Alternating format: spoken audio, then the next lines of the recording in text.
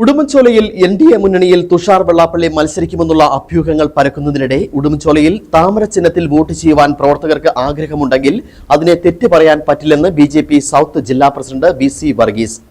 Udumbanchola seat BJP. ഏറ്റെടുക്കണമെന്ന് ആഗ്രഹം പ്രവർത്തകർക്കുണ്ടെന്നുള്ള മാധ്യമപ്രവർത്തകരുടെ ചോദ്യത്തിന് മറുപടി പറയുകയായിരുന്നു അദ്ദേഹം. പക്ഷേ ജില്ലാ കമ്മിറ്റി ഉടുമ്പൻചോല സീറ്റ് ബി.ഡി.ജെ.എസിൽ നിന്നും പിടിച്ചെടുക്കുവാൻ ആവശ്യപ്പെട്ടിട്ടില്ലെന്നും അദ്ദേഹം കൂട്ടിച്ചേർത്തു.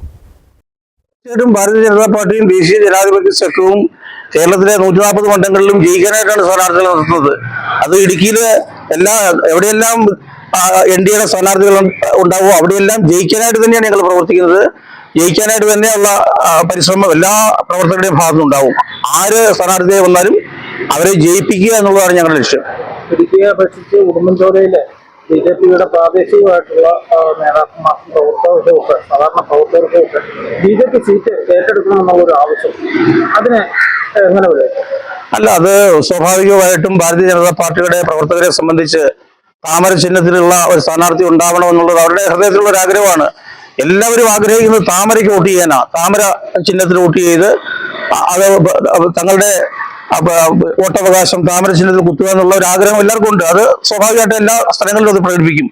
അതിപ്പോ ഏത് മുന്നണി സംവിധാനത്തിൽ ആര് സ്ഥാനാർത്ഥിയെ വന്നാലും അതിനെ അംഗീകരിക്കും. അതോടൊപ്പം ജനങ്ങൾ ആഗ്രഹിക്കുന്നതിനകത്ത്, അല്ലെ പ്രവർത്തകർ ആഗ്രഹിക്കുന്നതിനകത്ത് ഒരു തെറ്റുമില്ല താമര ചിഹ്നത്തിന് വോട്ട് ചെയ്യാനുള്ള കാര്യത്തിൽ.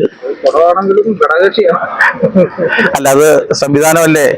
ഈ മുന്നണി സംവിധാനത്തില് ഒരുപക്ഷെ ഇവിടെ അവരുടെ സംവിധാനം കുറവാണെങ്കിൽ മറ്റ് പല സ്ഥലങ്ങളിലും അവർ കൂടുതലുള്ള സ്ഥലങ്ങളുണ്ടല്ലോ.